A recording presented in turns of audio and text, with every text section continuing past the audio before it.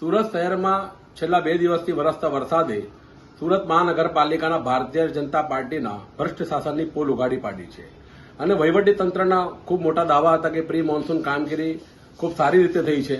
પરંતુ છેલ્લા ઘણા દિવસોથી ચૂંટાયેલા જનપ્રતિનિધિઓ પ્રી મોન્સૂન કામગીરી બાબતે રાડો પાડતા હતા, પરંતુ આજે સુરત શહેરના લાખોની સંખ્યામાં લોકોએ આ રાડો પાડી છે અને જે લોકોને અસરગ્રસ્ત થયા છે, આ પૂરના ખાલી પૂરના પાણી હોય કે રસ્તા પર પહેલી જે સમસ્યાથી જે ઉભરાયેલા પાણી હોય એનાથી જે લોકો ત્રાસી ગયા છે, એના માટે ભારતીય જનતા પાર્ટીનું કુશાસન જવાબદાર છે. સુરત મહાનગરપાલિકામાં જે દરેક ટેન્ડરની અંદર દરેક કમિશન નીતિ જે છે